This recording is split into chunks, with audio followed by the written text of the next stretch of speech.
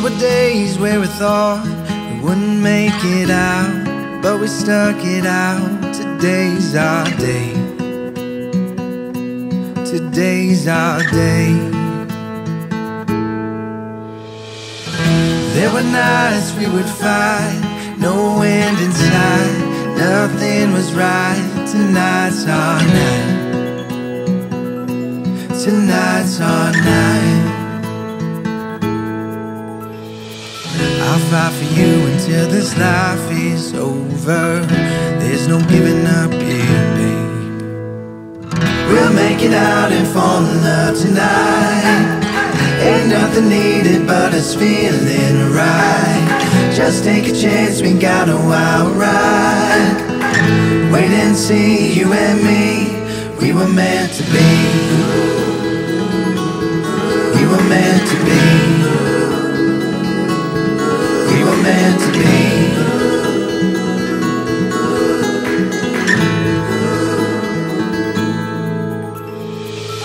There were times when we found it, fell back in love. The best still to come. Our time is now. Our time is now. I'll fight for you until this life is over. There's no giving up here, babe. We'll make it out and fall in love tonight. Ain't nothing needed but us feeling right. Just take a chance, we got a wild ride. Wait and see, you and me, we were meant to be. We were meant to be. We were meant to be.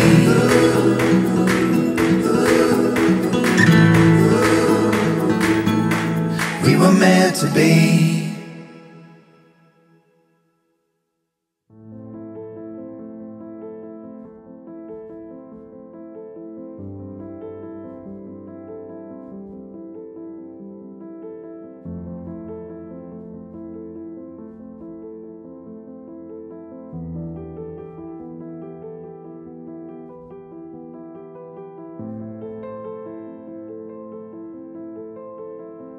Nanay ay matiisin at matyaga.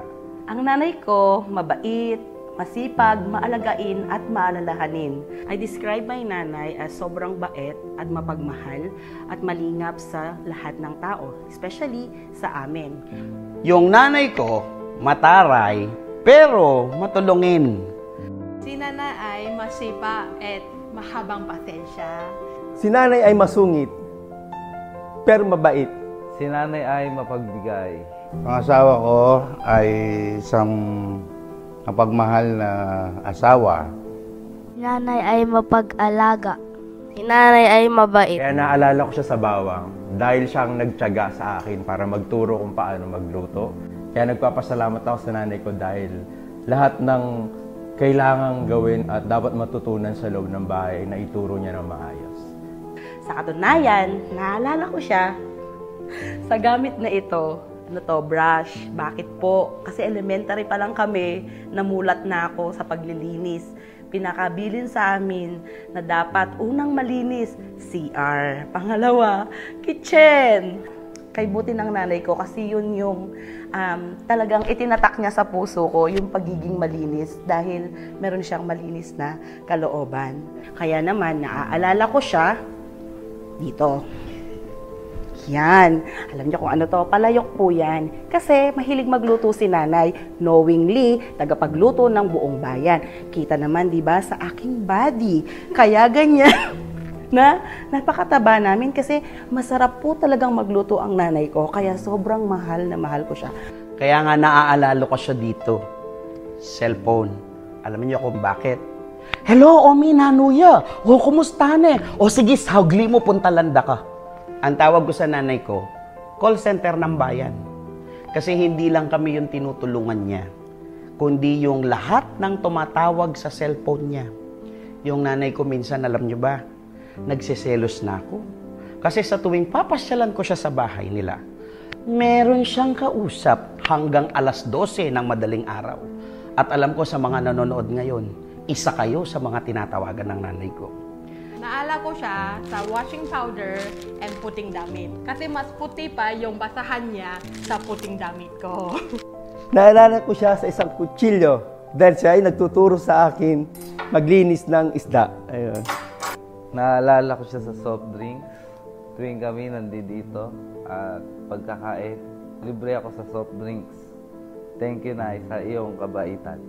Naalala ko si nanay sa pinagsasabihan kami. Nanay ko si nanay lagi kaming pasaway. Naalala ko siya sa kumot at unan. Kasi pag nagbibiroan kami, yung bang tinatakpan ko siya, then tutak ko, siyempre. Kaya ayun, nagtatawanan kami. Hindi naman siya magagalit, pero para siya masusuka. Siyempre, utot yun eh. Yung caring niya, tsaka yung pagmamahal, at masyado siyang understanding at matulungin talaga siya. Anyone, kahit na sino, tinutulungan. Siya siyang Rosa Rosal sa buhay ko. Yun siya. Nay, happy birthday. Mahal na mahal kita, Nay, kasi ikaw yung nagtiyaga at nag-sacrifice sa lahat dahil ikaw talaga yung tumayong pinaka-ilaw namin. Ilaw ng tahanan sa bahay. Happy birthday, Nay, at mamahalin kita araw-araw hanggang sa huling hininga. I love you. You know, Nay, happy birthday. For your 60, salamat sa Diyos. May 20% ka na. Senior ka na. Hallelujah. Makakabawas-bawas na tayo. Pero, Nay, kidding aside, thank you so much. Yan na, mga kumyak na ako. Salamat, Nay. Dahil wala kang katulad. Kahit na sinasabi ng iba na mataray ka, Diyos ko, kikyak ko, Nay. Huling ikampe ka maganak ang inda. Napakabuti mo, hindi lang sa aming pamilya, pero sa maraming tao. Kahit na minsan niloloko ka na ng iba, kahit minsan ginagawan ka na ng chismis ng iba, kahit minsan sinabihan ka ng iba na mga tulong ka. Pero, Nay, hindi nila alam na pinaghirapan mo yon, sinakripisyo mo yon para matapos lang kami. Hindi ko alam paano mo ginajagel na mapakain kami, lagi kaming may pagkain sa pagkainan. No, siguro, kaya marami kang tinatawagan, marami kang inuutangan. Pero, Nay, happy birthday.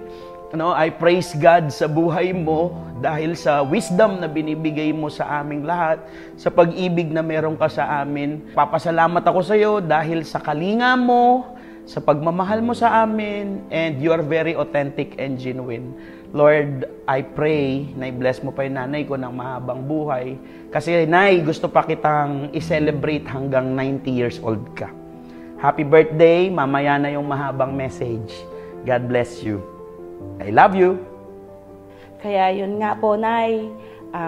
Maraming salamat sa mga itinuro mong bagay sa amin na ganun, na dala namin hanggang ngayon sa mayroon na kaming mga asawa, tinuturo namin sa mga anak namin, even sa mga estudyante ko, ituturo ko yon na i-share ko. Salamat kasi naging huwaran ka sa amin. Napakasipag mo. Kahit nga sa ibang tao, yung pagtulong mo, hindi mo hinihindian kahit sinong lumapit sa'yo. Pati nga yung pagbibigay mo, kahit kainin na lang natin, ibibigay mo pa. Kaya salamat, Nay, sa pagkakaroon mo ng mabuting puso. Happy birthday. I hope na enjoy ka ngayong araw mo na ito, na alam mo naman na gagawin namin lahat para sa'yo, para sa inyo ni Tatay. Maibalik lang namin yung kabutihan nyo sa amin at pagmamahal nyo. Salamat sa pag-aalaga. Mahal na mahal ka namin. Happy birthday! Happy birthday, Nay. Sobrang mahal kita. Salamat kay Lord at ikaw ang naging nanay ko. Salamat sa laging pangunawa na binibigay mo sa amin, lalo na sa aking anak. Salamat sa laging nandyan yung suporta mo. Salamat kasi kahit paulit-ulit kami pabalik-balik na paroon pa rito, tinatanggap mo kami lagi, kayo ni tatay. Salamat kasi hindi mo kami pinapabayaan at lagi mo kaming binubusog, hindi lang sa pagkain, pero sa spiritual din at sa pagmamahal na meron ka sa amin. Salamat kasi kita naman yun sa lahat. Hindi lang kami, pati sa ibang tao, nabibigay mo yung pagmamahal mo.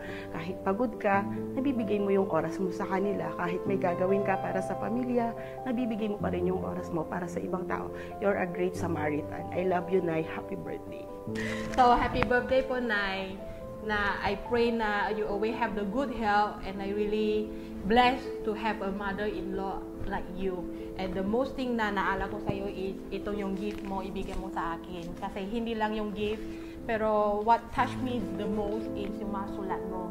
Kasi it's really, habang nababasa lang ako, umiiyak na ako. I'm so love you, Nanay. And I pray na the Lord will always bless you and cover you and give you the long life para laging na iluluto po para sa amin. Love you, Nay. Happy birthday. Happy birthday, Nay.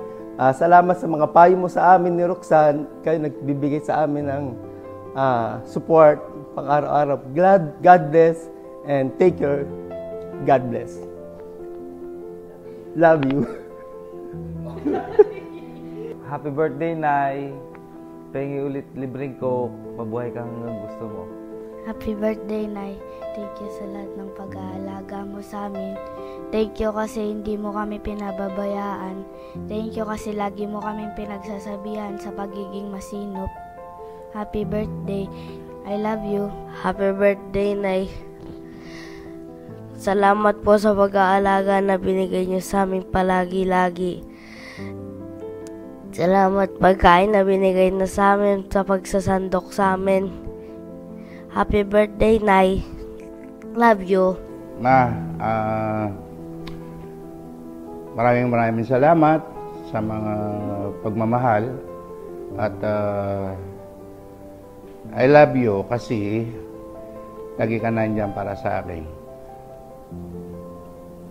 Happy birthday.